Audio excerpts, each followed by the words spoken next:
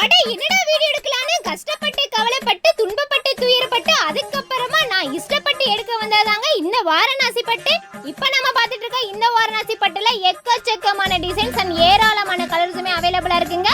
இந்த வாரணாசி பட்டு ஃபுல்லாவே காப்பர் ஜரி தாங்க ஃபாலோ ஆயிருக்கு. சாரியோட மெட்டீரியல் பாத்தீங்கன்னா வேர் பண்றதுக்கே ரொம்பவே லைட் வெயிட்டா கொடுத்துட்டு இருக்காங்க.